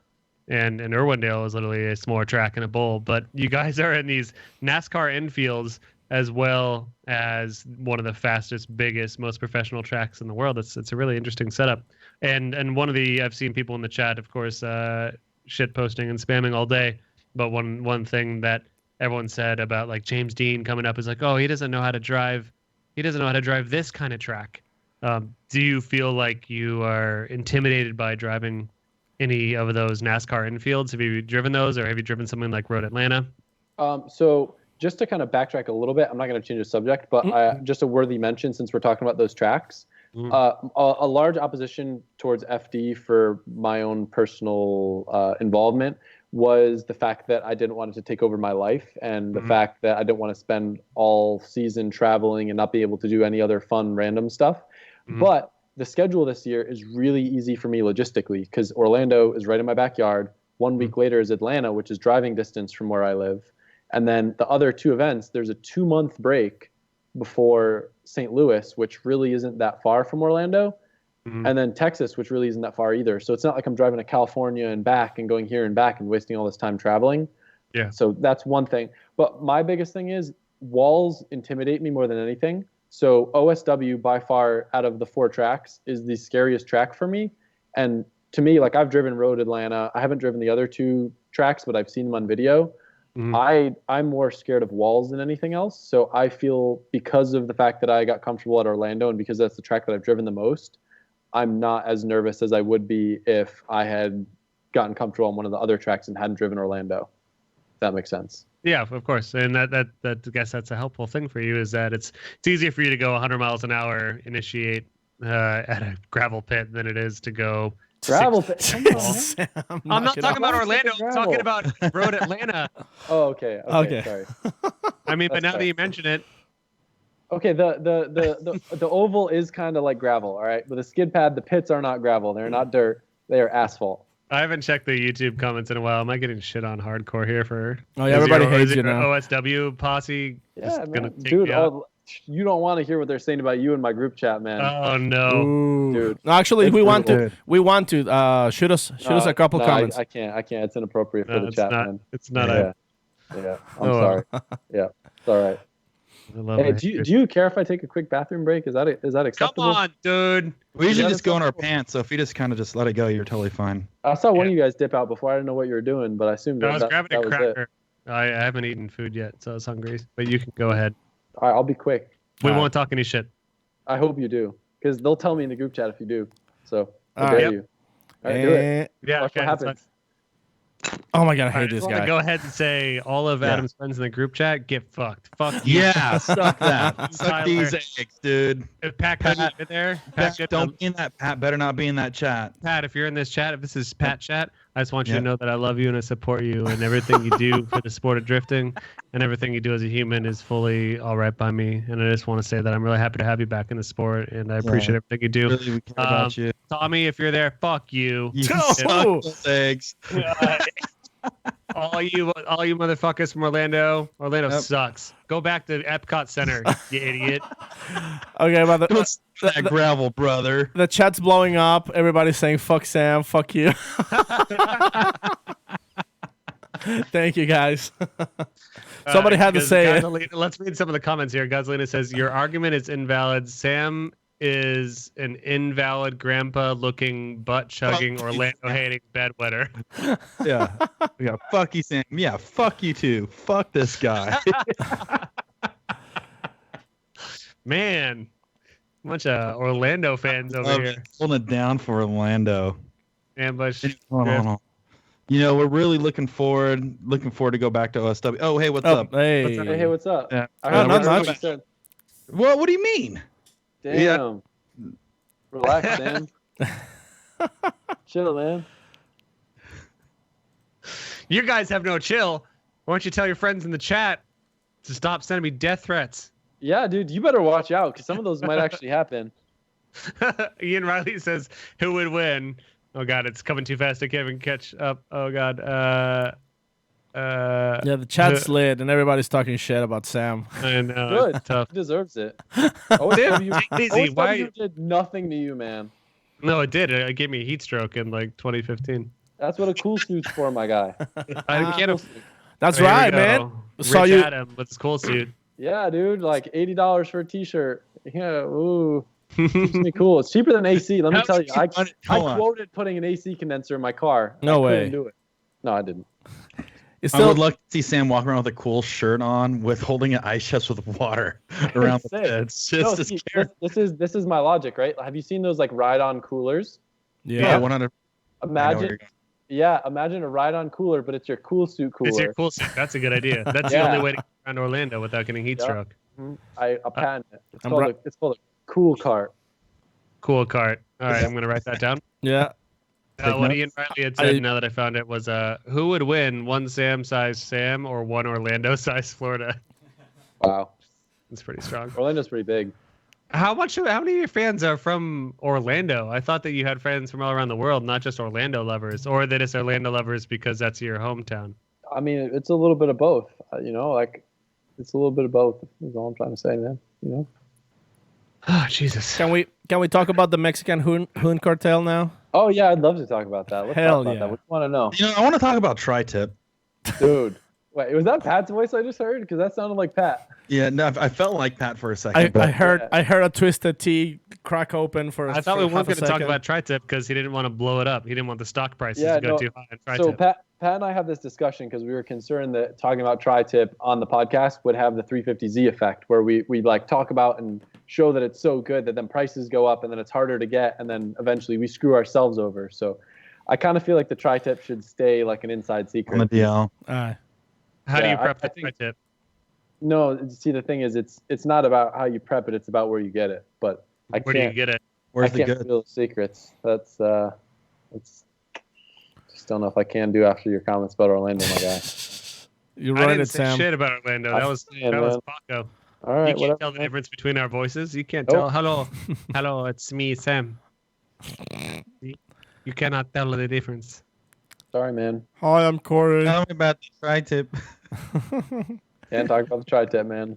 All right. Why don't you fucking go ahead You know, and why try don't you tell us about? Why don't you tell us about BJ's Brewery? Is there anything that has to do with that, or what? What are you talking about, man? I'm just asking, dude. I've heard I'm there's just a. saying. I'm like, if you're trying to start a problem, man, we can have a No, problem. I'm just trying to. I'm just asking, dude. I I have will- a friend I that wants to go there. I went to BJ's tonight because I left my credit card there 2 days ago. What'd you buy? Food. Don't know, man. Lots of Tri-tip. receipt. Tri-tip. I missed 2018 Adam LZ. He was much less sassy. Yeah. I don't know, dude. You triggered me with the Orlando comment. I was quiet. Now I'm heated. Well, Like, let's. I can talk badly about Orlando because that's my home track. You know what I'm saying? That's my backyard. But you can't talk bad about my Wait. backyard. You talking shit about Orlando right now, my dog? I can if I wanted to. I have that. Like I can. You can't. He's you know? got an Orlando card, Sam. I Yeah. put in my time. I put Yeah. in fucking every year that Orlando has been a track for FD. One I've of- been there. One of my One favorite year, photos. Wow. One of my favorite photos from OSW was actually a picture of Pat Gooden driving the sweeper around the track. I still Mhm. have that as the background on my phone. That was my favorite moment. And I see Pat in the chat, so I hope he's able to share that in the chat. That picture. What, did he say anything about tri-tip? He says, "Yeah, don't go to BJ's Brewery and ask for a tri-tip." Oh, come on, Pat. He just said, "Don't do it because it's not good." Backstabbed. Yeah. Smoky All right, guys. Tires says the menu at BJ's is like a WWE mayhem event of food. Everything has 3 sauces and peppers and kale and crispy strips, and O Salsa jumps from the top rope. That has to Thanks, be Zach. Guys, Yeah, that's Zach for sure. guys, okay. Before going into the Mexican Hoon cartel, we have a couple super chat questions. I can't see them. Sam, can you see them? Because they were kind of like way up. Things got buried when I started Oh talking my shit God, on Florida. yeah, I'm sorry, but somebody I'm looking. was asking if you are going to up north. Oh, what's someone asked if you're going to the place where they do not All Star Bash. Why can't I think of the Turks home of track. drifting on the East Yeah. Coast? Why can't I think of the name of the track? Publix? English Town. English Town. Yeah, Englishtown. What about it? Yeah, you playing it. Well, the question loosely was whose name I can't see anymore because it's gone. But are you planning on going to E-Town any this year? Is essentially what he said. Yeah, I'm sure. That's like a must. Club I feel Loose. like there's a few tracks that you kind of have to hit up once a year, and E-Town's definitely one of those. Mm-hmm. I don't know Would- when, but Would Well- you say that OSW is one of those tracks too? you know, it is really cool. We've had a lot of drivers coming from really far away to come drive our skid pad, and that Mhm. that makes all of us really stoked. That like people want to drive with us and come down from super far away to drive a parking lot that is often referred to as gravel and dirt. But like, it must be pretty good dirt if people are willing to drive across the country to come drive it. Yeah. I think we're gonna put Yeah, Sam man. on timeout. Yeah, for real. I had a message from a friend. Lives Sorry, sorry, Oh. Sam, you're breaking up. in fucking I here. think it's better this way. We should mute him. Yeah. God, fuck you, Adam. You hear me? Let's wait for Sam's internet to get better. In the meanwhile, people wants to know more. Mexican Hoon cartel. Luke Fink, tell us what happened. So, we went out street drifting. Okay. Just a cool group of people wanted to take me out and kind of show me the street drift culture of Australia. And we went out pretty far away, drove like an hour and a half out into some mountains. And I just wanted to go hang out and Took the ferry. Sorry? Took the ferry. No. We took it was Mexico. Yeah. Is what I meant. But no, it's just like super in the middle of nowhere. Like I'm not kidding, driving an hour in what seemed like desert to wind up on this little mountain road. And, I wasn't really planning on filming anything. The driver's like, oh, we don't really care. Like, you can film it. And I told him, and I was like, hey, like, obviously because of my channel and stuff, this might get shared around. I don't want to get you guys in trouble. Everybody was cool with it. It was fine. We had fun. A friend of ours, Chop, wound up crashing his car. He was okay, but his car got really totaled. Whatever. I'd say like 2 weeks later, one of their news channels picked up the video, a current affair, which I guess is the laughing stock of the automotive world in Australia, because they tend to focus a lot on hooning. Blew it up way out of proportion. Australia thought it was funny. They loved it.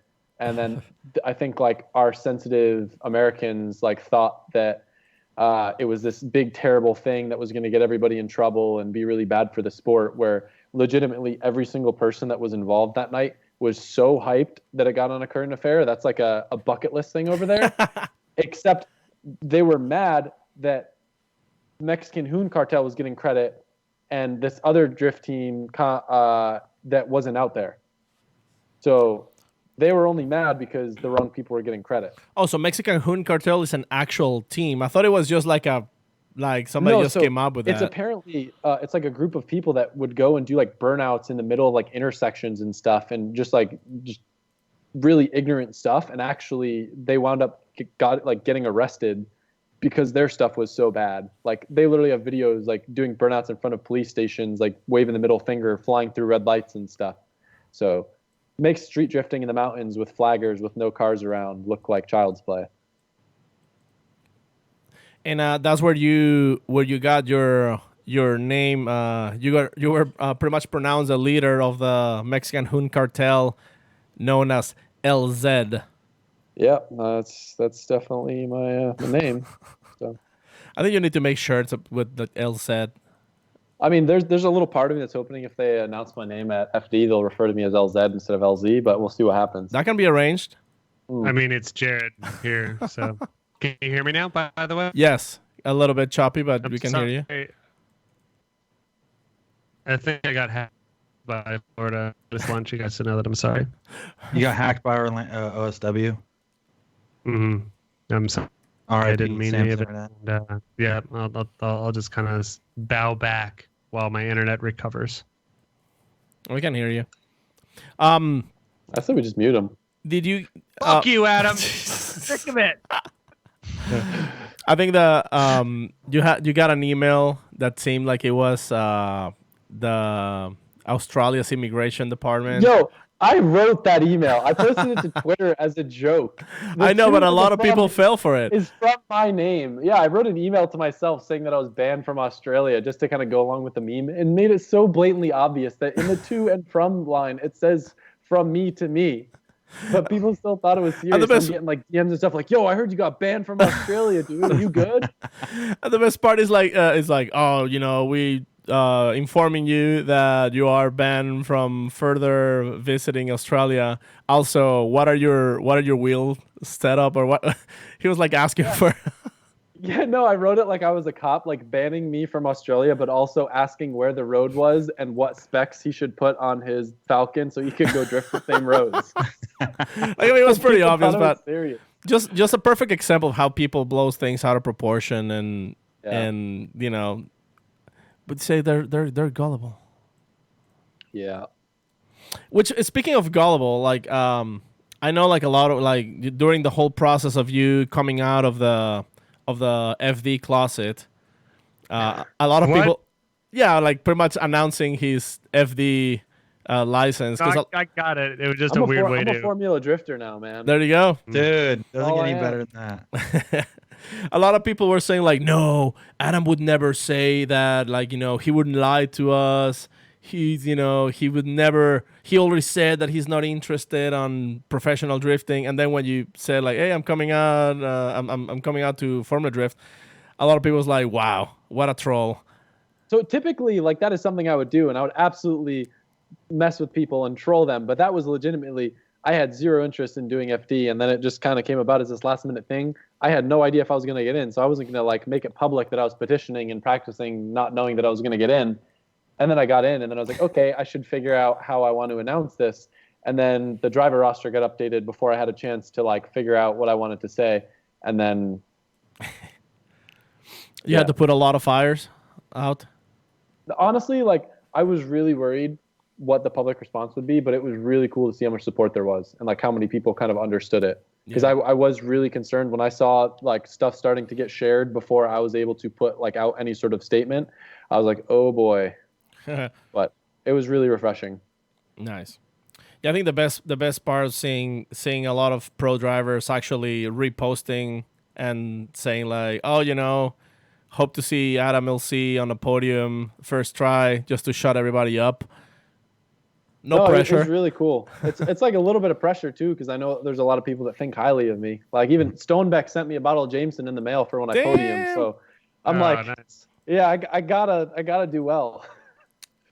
Well, here's the thing. I mean, one of the big differences between you and other people is that you're not bragging about becoming like, oh, watch me, here I come, I'm gonna be the next sensation FD.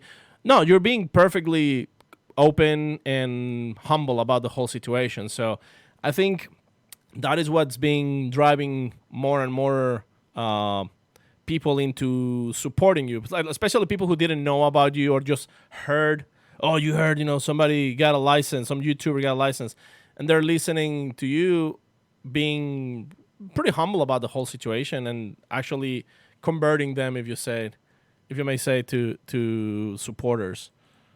I mean, like I said, in the end of the day, like I'm doing it for personal challenge. I'm doing it for fun. That's why my team is all friends of mine and people that I get along with, so we can have fun. I'm not going at this like, oh, I gotta be the best and hire the best this and the best that and the best this so I can go in and dominate. Like we're making a video testing. I'm laughing because I think it's funny how it's like we're playing pretend race car driver with our little radios and race suit, and I'm walking around and I feel it feels funny. That was kind of cool, actually. I was watching your video today, and you guys were like, "Hey, look at us! We're like cosplaying, like pretend." Yeah, it's funny. That was actually kind of cool. Like it was like, "Oh, look at him! They're like graduating, you know, like they're just moving up to the next best thing." And at the same time, I mean, I think that's a dream that a lot of people has, like to actually get to wear a real race suit with, you know, and drive for an audience. And that's something that I mean, even I would like to do that one day. And I think like a lot of people definitely saw that as a good step forward. You know what I'm saying? Yeah. No, I know a lot of people are hyped to see me like finally wearing safety gear instead of driving my S15 and like a t-shirt and Vans. And Crocs. Yeah.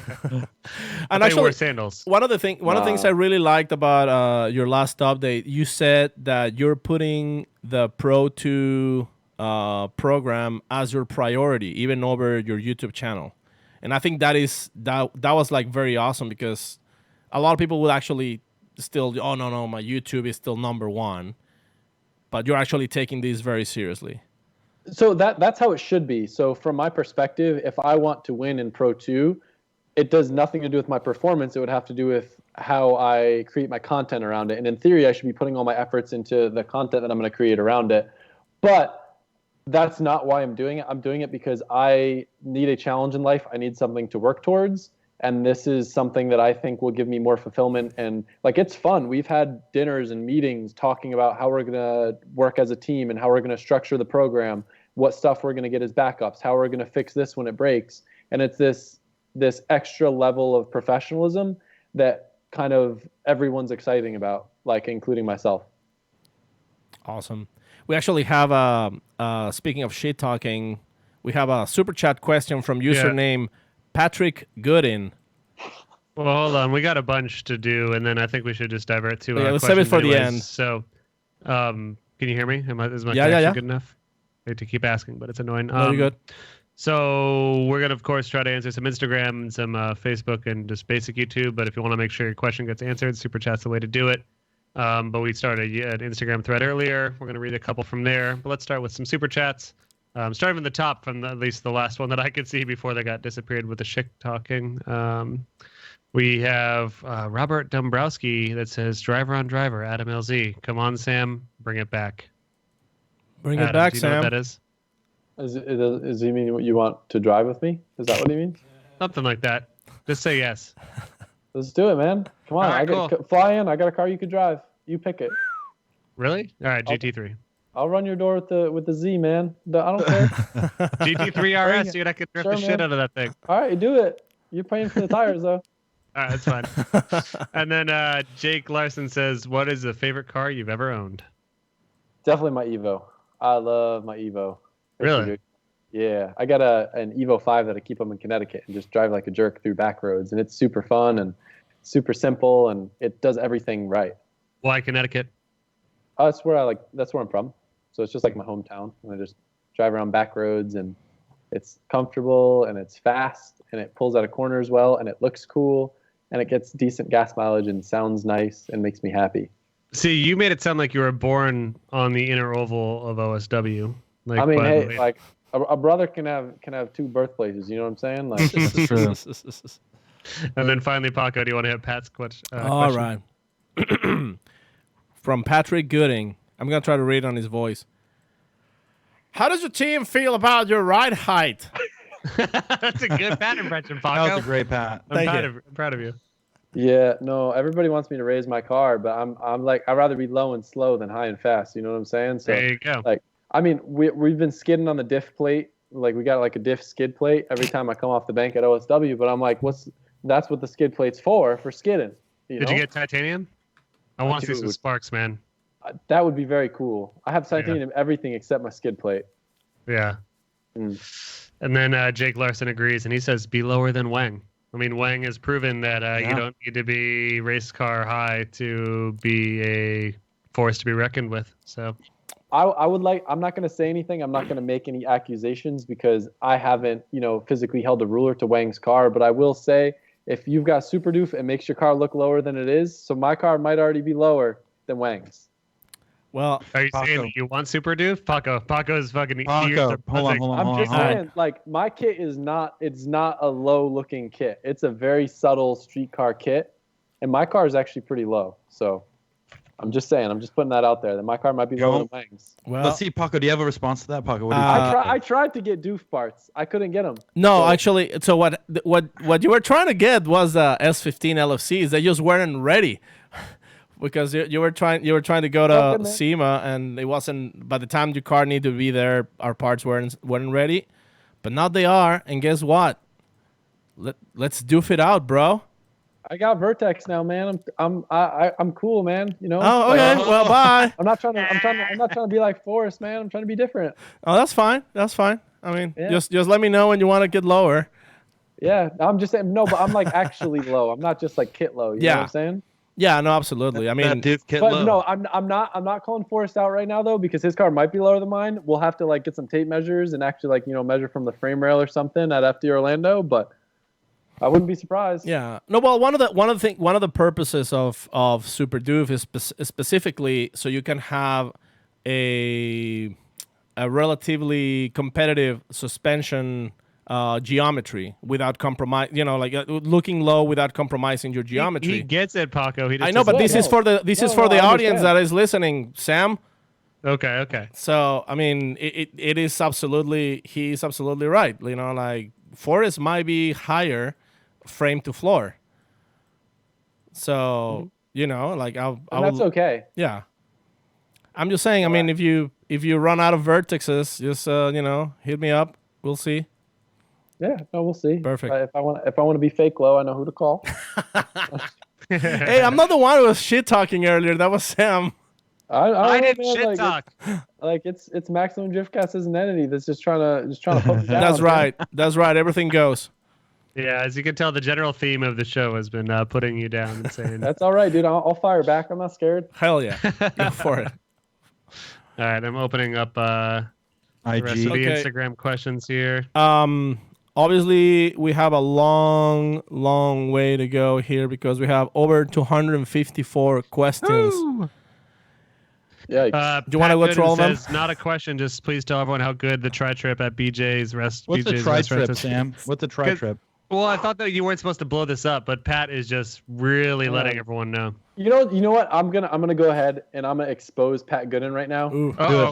He was supposed to go and get tri-tip tonight, and he didn't. He What had the a opportunity to motherfucker. go and get tri-tip. And instead of going and getting tri-tip, he's sitting here on the podcast talking about tri-tip. He's not even eating tri-tip. Typical Gooden. That's a weak move. Yeah. That's a weak move, guy. Pat, that's a party foul right there. And then Aaron Parker asked a question that everyone was very curious about, but we already kind of covered it, asking about how his situation in petitioning differs from international drivers and all that. Sounds like he's taking your side in the question, but we covered it pretty heavily. I just want to recognize that many people supported Aaron Parker's questions in there. And then I guess, well, just to kind of go back to this, to kind of prove the point of comparison. So, not that it's like, obviously someone could have the capability of, let's say if they live in Florida, traveling to a series in Texas and running a series out of Texas. But if you don't have a local series, it's not really that much different than comparing to someone that lives in another country that doesn't have a local series. Correct? Would that make sense? Yeah. I mean, obviously it might be more accessible, but it's not like you have something in the back of your house to go run in, you know? Yeah, I mean, when you frame it that way, when it's saying that it's just based off of that fact, sure. But I mean, even before I knew that it was that fact, like still, it's easy to base it off the fact, like we just did the Grid Life Drift Draft.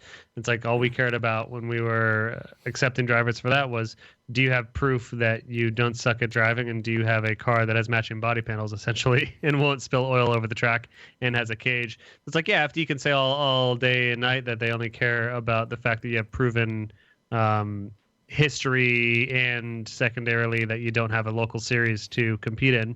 But at the end of the day, I think that it is important, maybe not for them, but I think for like Grid Life, for example, to have on record video proof that you're not a shithead driver, or at least the good kind of shithead driver, and that you have a car with all of its body panels on. I mean, call it what you will. You have got in on multiple accolades, and people can shut the fuck up. Oh, going back to that as well, you asked me what I was prepared with in terms of spare parts. I do have like every piece of aero spare as well, wrapped the same color as the car, so I'm ready in terms of that. But I am looking for S15 doors. So if anyone has some doors that they'll sell me, I am looking for S15 doors. I don't have extra doors. You're going to need some of those. Does Sabon or any of those carbon companies make them? I guess that's a good point. I guess I could do that, but I don't know. Not a sponsor of the show, by the way. I'm just throwing it out there. I didn't really think of that as an option. I don't know. I like metal. My car's too light. I need more weight. What are you weighing in at? The car weighed originally, I think it was like 2710. So With it or was without pretty you? light. That was without me. Yeah, with me it was like 2860 or something like that. Isn't the minimum weight 2800 with no, driver? It's 2900 with driver. driver. 29. Oh God. Yeah. Okay. So once we added the cool suit, it put us over the threshold. We're still kind of close, but I would be worried about shaving off any more weight anywhere else. Yeah. Well, I mean, the good part is you can add it back where you want it rather than having it. You could add, I think, like 50 pounds of ballast. We could add another battery, another nitrous bottle. Right. You can make bash bars that are made out of lead. You can do many. Oh, that's a good point. We actually just took my bash bars off, so we got to be careful with that because that's going to take away weight. Oh yeah. Put them back on. Yeah. No, we found out that taking them off actually made my runs at Orlando better because now I can just smush into the wall and I don't even feel it. Well, hold on a sec. There is a new rule this year that is, granted, I mean, obviously it depends on the level of smush, but it's one thing the judges told us about before Long Beach is that they are going to be visually deducting people that smush into the wall too far with paper bumpers, so to say.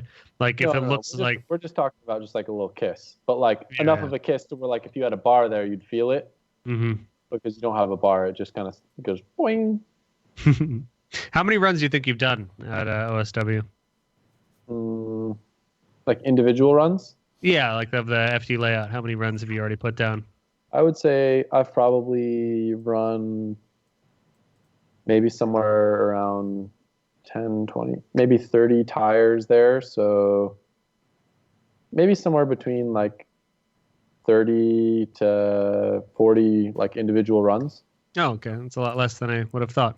I mean, you've been driving that track for so long. Or do you guys run a different layout? I never ran that oval until I had the S15. Oh, really? Like, I'd done like, kind of like apron stuff and maybe low on the bank, but I've never just chucked it in at the wall. Really? Yeah. Is that not a layout you guys usually run there during drift nights, or is it? I usually go with my Z, so that Z like barely has enough power to drive around the skid pad, especially with high grip. they are rather than running the oval. But frankly, for me, I've never been a big fan of like driving around walls or anything because it's just unnecessary risk for the car. So like, why drive every second risking totaling your car when you could just go have fun on the skid pad and not do that? Right. Yeah. I've never really had to deal with that at our Phoenix track, at least too hard. So I imagine I would be of the same mind.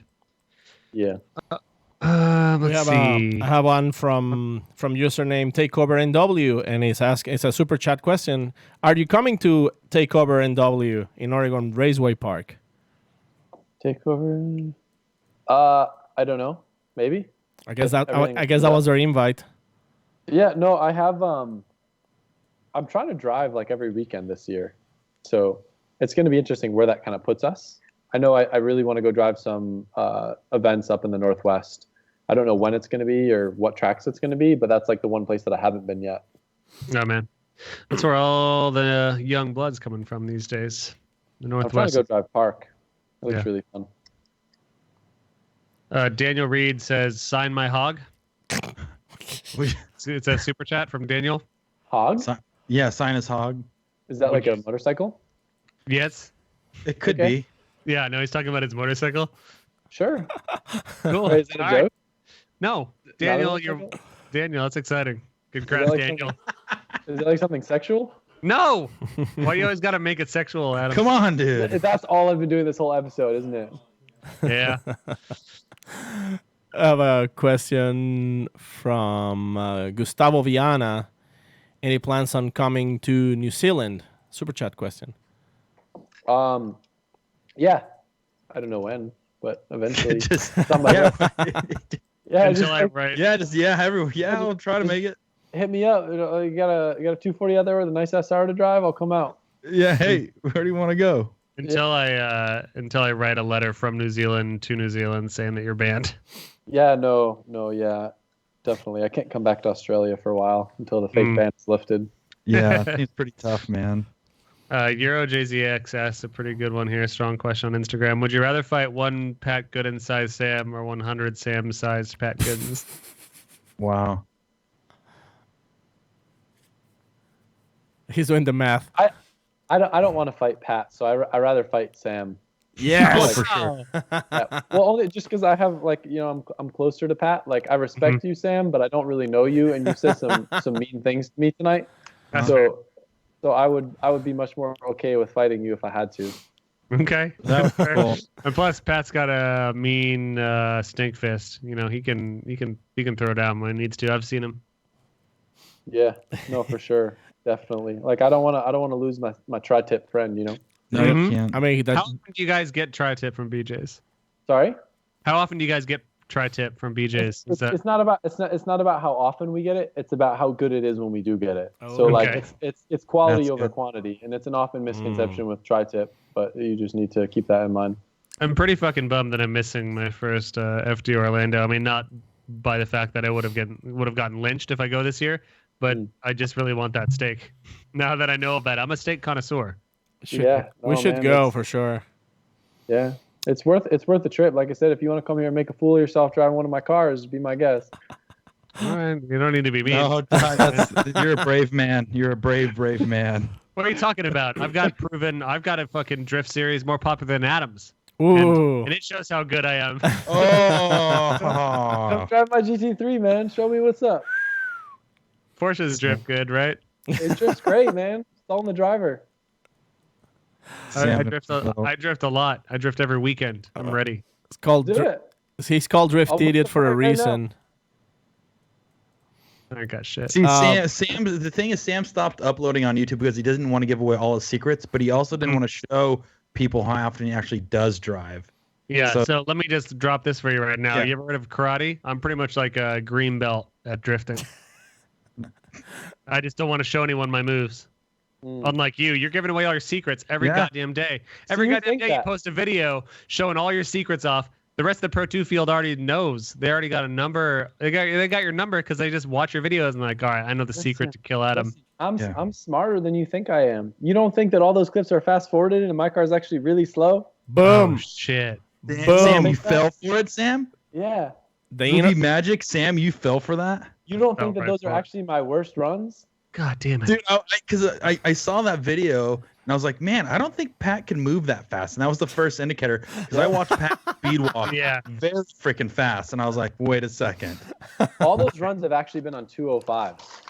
Mm. Oh, that's perfect. So just wait till I put the 255s on. It's a whole new ball game. He's gonna pop wheelies. Double fast forward. Instagram question from Cooper's Kids. What was the single greatest moment of the Australia trip? Tip. God damn. Tri-tip. The Australia tri-tip. Tri-tip. I don't know. So Luke Fink has his own track, Archerfield Drift Park, and I just thought it was really cool that he was able to curate the first event that we did there. There were just so many really great drivers with really, really unique cars, and it was really cool to see coming from the States where the tracks that I drive usually have a lot of the similar, like more similar cars. So everything from crazy LS Ute to old Datsuns. One had like a high compression KA all motor that was really cool, and all these random cars with all these different engine setups and stuff, but everybody driving the crap out of them, and just a really cool group of people. So to be thrown into the mix with all those people that were super hyped to have me out there and drove really well and get to drive with them, it was definitely really special. I've got a really strong one here from Macho Man Randy Sanchez. Ooh. Would you rather eat a cat food quesadilla or a snake venom smoothie? That's tough. Macho Man always with a singer. I mean, it depends on what the snake venom does to you, but I definitely prefer smoothies over quesadillas. Well, I mean, I guess it would make sense to do the quesadilla because you could like dip it in salsa and not have to taste the cat food, where the venom would probably just kill you. But what if you want to die? What if the cat food is what? Yeah, that's a great Emo rapper, you're already working on your emo rap single. I can tell, man. Your mixtape's coming out hot. snake venom. And then we got another one here from Game of Thrones. What was that weapon Arya asked Gendry to make? Was this in the most recent episode? Because I haven't watched. Hey, it. no spoilers. I'm trying to wait till they all pool up and then watch them all at once. You're gonna get fucked by that, man. Ooh. You've Why? got too many. Because someone's gonna blow it for you. I don't. Oh no, I do read comments. Yeah, you read comments all day long, man. Yeah, and because you said that, now I'm screwed, and now it's gonna ruin the whole series for me. So sick. Thanks for that. All right, Thanks guys, for blowing see up you my later. spot. I guess I'm gonna dip out on this and go watch Game of Thrones now. That's not the worst thing that I've made someone do. I mean, that seems pretty cool. That now you're gonna go watch Game of Thrones. I don't know. You've talked so much shit about my home track. I'm about to go drink a snake venom smoothie at this point. Like, Why don't you eat a cat food quesadilla instead? I mean, it could be fancy feast. I heard it's not that bad.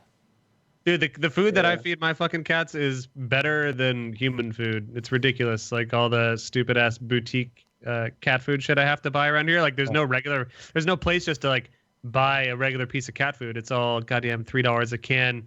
It's better than human food. So maybe it's that kind of quesadilla. Maybe it's just a delicious shredded chicken quesadilla. You didn't ask the important questions here. you're so much smarter than me, Sam. Just thinking ahead. You don't need to be so rude. You know what? Look at Sam. He just looks like a scientist. But listen. On top of the comments about my home track, we start off before going live about talking about the stuff that we're not going to talk about, and then right off the bat, to make himself feel more comfortable, he's like, "Let's throw Adam under the bus with all this stuff." That we wasn't to said we make me couldn't talk comfortable. about." If you did your research about me, you would have known that that's what's going to happen.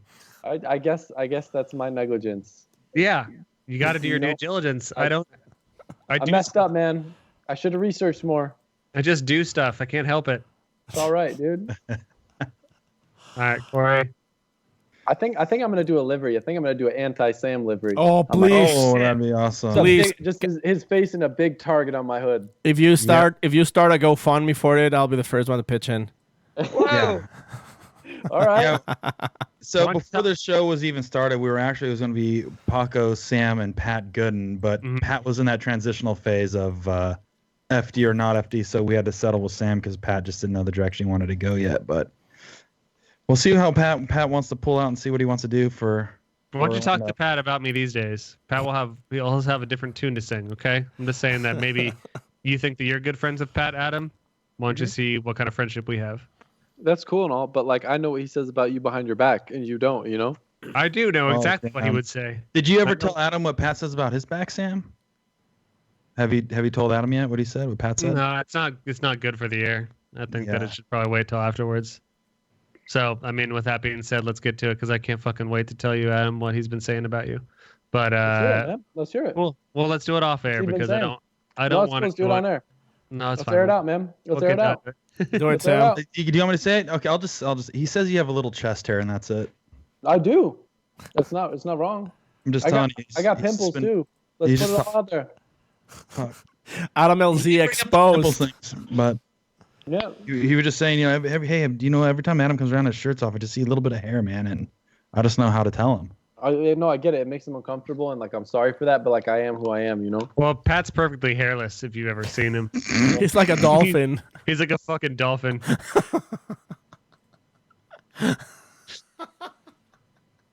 It's like a shaved wet seal. Yeah. Sorry, Pat. That's beautiful. I mean, I like it. All right, let's start closing her down. Adam, we're gonna see you. I mean, we're not gonna see you physically there because no one likes us enough to do a live halftime show. We're gonna be doing it remotely, which is probably for the best for my own personal safety. But we're gonna see you at Pro 2 at OSW, the best form of the drift track, and you can't prove that I said otherwise. In Florida. In Florida, in just under 2 weeks, and it's almost 1 week. It's actually closer to 1 week, isn't it? Yeah. So we'll have to start like getting to the track in like a week, right? That's 15 minutes from you, so it's not that hard You to start get to the moving in early. Yeah. No, it's like probably like 20 minutes. Wow, that's Okay, crazy. A week from today. Have you Yeah. not thought about that? No, trust me, I've thought about that when we started tearing out my pistons. I was definitely thinking about that. Just hit him. And we're gonna see the Black Cherry Monster, Yep. and we're That's also its gonna, name. Great and we're name. we're also Super gonna original. we're also gonna see your drift car. Yeah. So, Wait, what's the difference? I thought that we came up with the name for your penis on the show. Oh, great one, man. Great one. No, we're not calling it the Black Cherry Monster. I thought that was my audio was cutting That was- out, so I couldn't tell. That was the consensus. Damn, dude. Low blow. Low blow. What's wrong with calling it the Black Cherry Monster? You don't have to I'm take just everything like, personal. You got so little to talk about. You got to start talking about my penis, man. Come on. I think Come on. I got way better stuff we could talk about. Dude, Oh, if let's- someone called my dick the Black Cherry Monster, I would be fucking pumped. You don't need I to would get want to elaborate. I would have you elaborate a little bit more on that. what the Black Cherry Monster. Yeah. Yeah, Just let's hear about the that. legend Tell me behind Tell it. me about how you would feel if someone called your penis a black cherry monster. I want to know. I would feel pretty. How would that fucking make you feel inside? Well, right now my girlfriend just calls it my dingus. So I think that.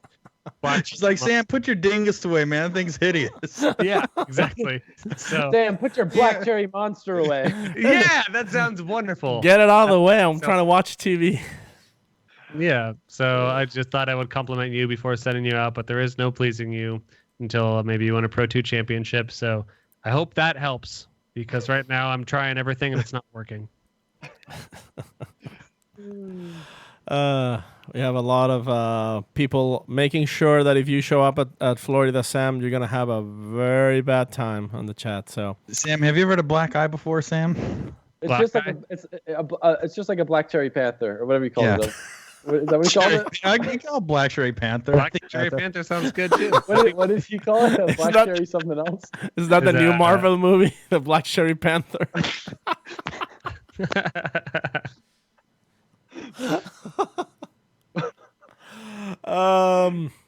Are we done with Instagram questions, guys? Or Yeah, because I went through it and it's already been.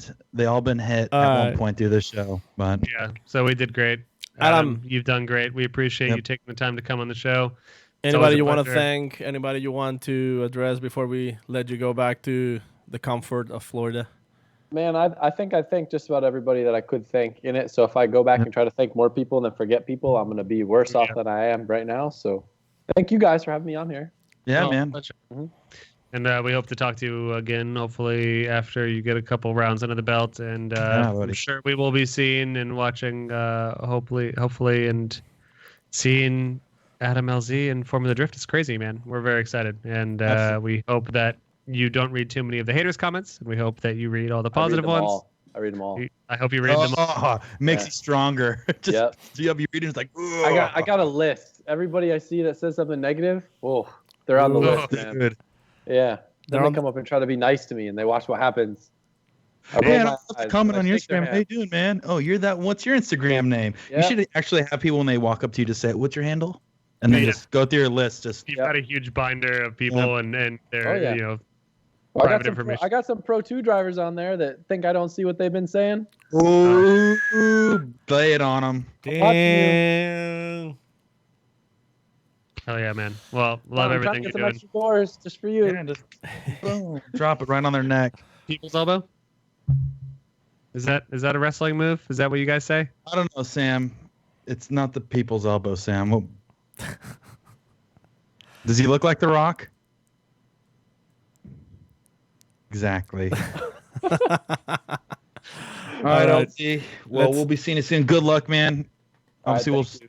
keep an eye on your Instagram and see what happens to that Thanks motor. for your But time. we'll be And seeing you soon. good luck at OSW in a couple weeks, not less than that. Hope to see you at podium. Thank you. I appreciate it. But either way, looking forward to it.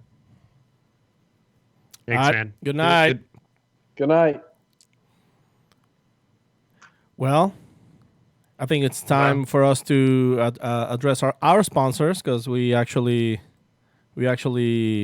have sponsors and stickers on our doors. Corey, Somehow, still, after all this. Corey, let's Yo. let's start with the first sponsor. First sponsor. This one goes back, Back to back. way back, 3 years ago when we were just little babies, little adult babies. I want to thank AM Intakes for keeping this show alive. Thank you, AM Intakes. You guys are awesome. Paco?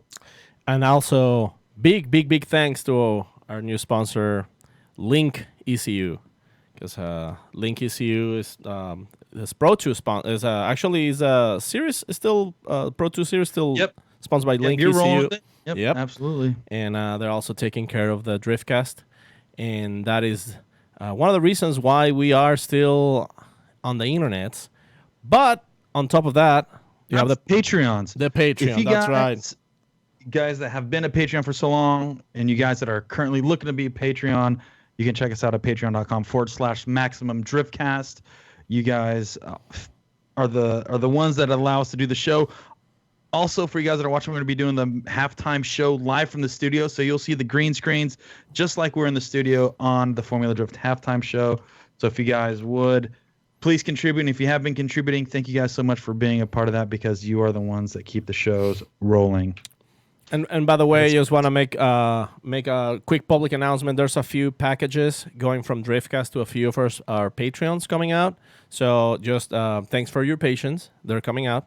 And It's the aforementioned chest hair that Adam was talking about. it's got some chest hair. It's got some shoulder skin peels from Corey when he sunbathed at the Arizona sun. Yep. And they're on their way. So thanks for your patience. And with that said, boys, anything? We'll see you guys next week. See you next Tuesday. Orlando. See you Or next Orlando. Tuesday, hopefully. If not, Ish. we'll see you next week or sometime in the future. So, good night, guys. Thank you, Brian. Thank you, Brad. Brad.